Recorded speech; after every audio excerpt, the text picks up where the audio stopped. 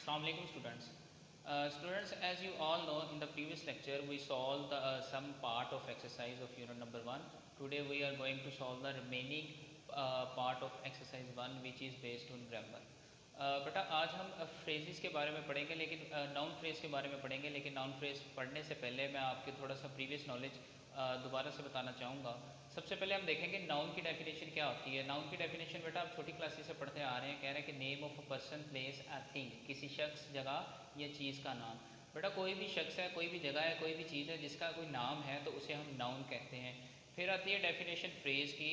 कह रहे हैं कि phrase a group of words which give sense but not complete sense. कहते हैं कि अल्फाज का मजमुआ जो समझ तो दे लेकिन पूरी समझ ना दे, यानी जो थोड़े से अल्फाज पर मुश्तमिल हो।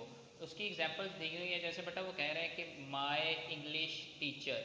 अब आपको पता तो चल गया कि आपके इंग्लिश टीचर हैं, लेकिन आपको ये थोड़ी पता चला कि उसका बैकग्राउंड क्या है, या वो आपके इंग्लिश टीचर कुछ कहना जा रहे हैं या आपके इंग्लिश के टीचर के बारे में कुछ कहा जा रहा है, आपको नहीं पता चला।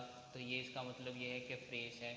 अगर मैं प्रोनाउंस करूँ ब्राउन हैट, ब्राउन हैट, तो इसका मतलब ये है कि बेटा आपको पता तो चल गया कि भूरी टोपी, लेकिन आपको ये पता नहीं चला कि भूरी टोपी से क्या मुराद है, वो क्या कहना चाह रहा है उसके बारे में। इसी तरह बेटा नेक्स्ट एग्जांपल है इन द विंड, जैसे हवा में। अब आपको ये तो पता चल गया कि हवा के बारे में कुछ कहा जा रहा है, लेकिन ये नहीं पता चला कि क्या कहा जा रहा है। तो इसका मतलब ये है कि बेटा फ्रेज़ ऐसे अल्फाज का मजमुआ होता है जो समझ देते हैं लेकिन पूरी समझ नहीं देते। इसी तरह बेटा आप चलते हैं, फ्रेज़ की कुछ टाइप्स होती है, noun phrase, verb phrase, prepositional phrase, Geraint phrase, ठीक है। तो ये बेटा जैसे जैसे हम मूव करेंगे वैसे वैसे आगे हम इनको स्टडी करेंगे। आज हम सिर्फ नाउन फ्रेज़ के बारे में पढ़ेंगे कि आया कि नाउन फ्रेज़ होता क्या है। नाउन फ्रेज़ के बारे में बेटा उसकी डेफिनेशन बता रहे हैं, कह रहे हैं कि अ ग्रुप ऑफ वर्ड्स, अल्फाज का मजमुआ, that does the work of a noun, जो एक नाउन का काम करे, यानी अल्फाज का ऐसा मजमुआ जो नाउन का काम करता है उसे हम बेटा नाउन फ्रेज़ कहते हैं। बेटा ये किसी सेंटेंस में एज अ सब्जेक्ट के तौर पे भी काम कर सकता है, किसी सेंटेंस में एज अ ऑब्जेक्ट के तौर पे भी काम कर सकता है, और किसी सेंटेंस के मिडल में भी इस्तेमाल हो सकता है, यानी इसमें कोई शर्त नहीं है कि इसने एक ही जगह पर यूज़ होना है। अब बेटा पहला सेंटेंस देखिए, कह रहा है कि he was a young trader. अगर हम देखें तो ग्रामर की रूह से ट्रेडर का जो वर्ड है बेटा ये भी नाउन है।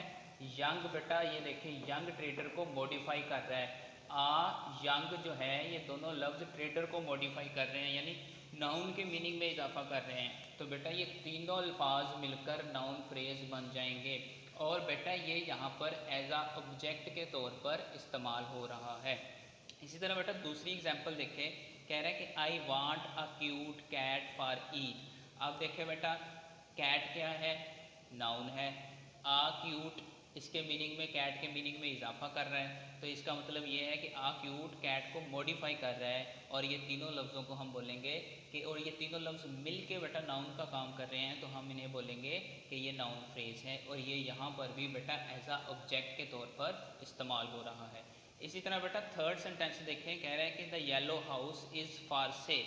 आप देखें बेटा हाउस नाउन है, द येलो इसको मॉडिफाई कर रहा है, इसके मीनिंग में इजाफा कर रहा है। तो इसका मतलब ये है कि ये तीन वर्ड जो हैं ये तीनों मिलकर एक फ्रेज़ का काम कर रहे हैं, और वो फ्रेज़ है नाउन, यानी ये तीनों लफ्ज़ मिलकर नाउन फ्रेज़ का काम कर रहे हैं, और ये यहाँ पर एज आ सब्जेक्ट के तौर पे काम कर रहा है। तो इसका मतलब ये है कि बेटा a noun phrase is a group of words that does the work of a noun, it is can be used as a subject और as an object in a sentence.